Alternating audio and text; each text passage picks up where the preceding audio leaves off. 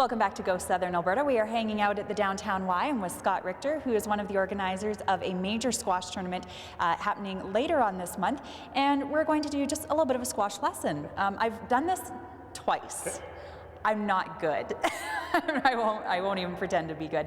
But you're going to walk me through some of the basics of it and some of the things that, for people maybe who haven't tried it before. First of all, talk about the equipment. Sure. The equipment essential is obviously goggles.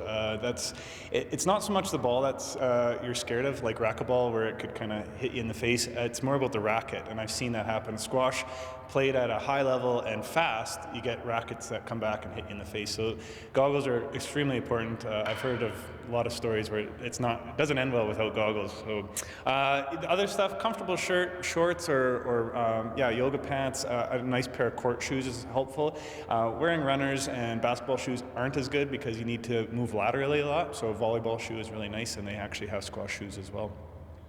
Your racket, it's all preference. You can pick them up fairly cheap at Sport Check, and you can also buy them at our pro shop, a little bit of the higher end rackets as well. So as you progress in squash, you may want a better equipment in terms of your racket. Some have great colors and some are just pretty plain Jane. So it's all preference in terms of how it feels, because I get a lot of questions at the pro shop. What kind of racket should I use? Pick one up, see how it feels. And then the final thing is the ball. It's just a little black ball. It doesn't bounce a lot, but once it gets warmed up, it bounces more than a lot of people think. So, what is the difference between racquetball and squash? Yeah, some of the rules are different. The play is a lot different in terms of the objective. In racquetball, you're trying to nail the corner of the wall and the floor so the ball rolls out. In squash, you can't do that as much, so it's a little bit more strategic. A lot of people compare it to chess when they're playing, because you got to think about the shots that you're making and why you're making them, where your opponent is. Okay, so walk me through some of the process of what you are going to be doing, and then we'll have you do a little bit of a demo, and then I will try it as well. So the very simple stuff is just holding the racket properly, and then we're going to look at the forehand drive. It's an essential part of squash. It's about moving the ball to the front wall and then hitting it to the back corner. If you hit the ball to the back corner, your opponent can't get it out of the corner, and that's what you want. So that's okay. All right, well, I'm going to have you do a little bit of a demonstration. I'm going to move out of the way, and then I'll try it as well.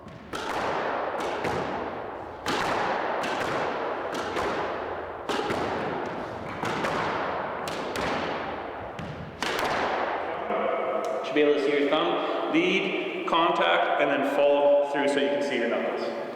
Okay. So it just looks like this. It makes this look so easy.